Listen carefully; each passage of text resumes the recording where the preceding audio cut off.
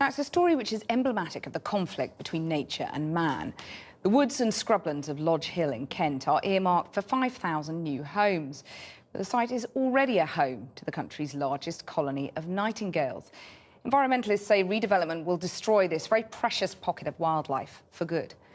In the last of our series of reports about the plight of Britain's nature, environmental journalist and author Michael McCarthy voices his fears about the price nature is paying for progress. We live in a remarkable and troubling time for the natural world, with nature under threat as never before. My name's Michael McCarthy. I've spent many years writing about the British countryside, and during my career as an environmental author and journalist with the independent newspaper, I've seen much of our wildlife fall into rapid decline that's happening in front of our eyes. And one of the most critical of these declines can be seen in the quite extraordinary losses of our summer migrant birds, the birds that come here in the springtime, having spent the winter in Africa.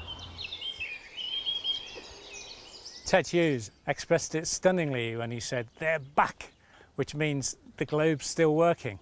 Well, is the globe still working if the migrants are not returning? It's a clear sign that something's going wrong at the heart of things, and it's happening within our lifetimes. Perhaps the most notable of the summer migrant birds which are declining in Britain so catastrophically is the cuckoo.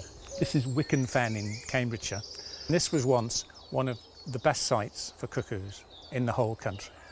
But last year, no cuckoo chick was raised from Wicken Fen, certainly for the first time in living memory, but probably for hundreds, if not thousands of years. In 4 decades, we have lost 3/4 of our cuckoos.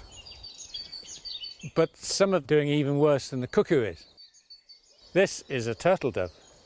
This one fell victim to the Victorian mania for shooting things, but for most people in most parts of Britain, a glimpse of a turtle dove in a glass case is as good a glimpse of one as you're going to get. The time of the singing of birds is come, and the voice of the turtle is heard in our land. The turtle dove has declined by a staggering 93%, and if the decline continues, it will be gone from Britain in 8 years' time. This is a bird which is on the high road to extinction. These declines of these much-loved birds, which have meant so much to so many people down the centuries, are truly desperate. They're enormous. And I'm sometimes bemused that there isn't a public outcry about them. And I think the indifference could be best exemplified by this place here, which is Lodge Hill in Kent, the single best site in all of Britain for the most culturally resonant of all the spring migrants, the nightingale. It's gone down by 91%.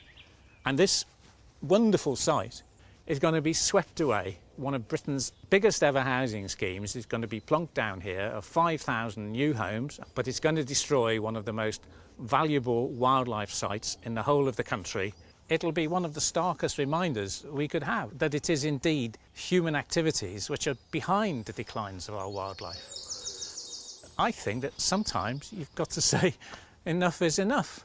Do we really have to have our economic development at the price of destroying wildlife, which has meant so much to people down the centuries and is such an enormous part of our culture? Well, Lodge Hill, which was identified in Michael McCarthy's film, is being developed by Land Securities. We asked them for a comment, but they referred us to Medway Council. They said in a statement, "We fully understand there are concerns around the effect bringing in new housing developments is having on the bird population across the UK.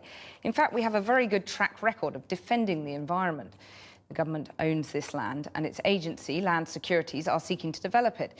Ministers and Land Securities need to work out a solution, not the council.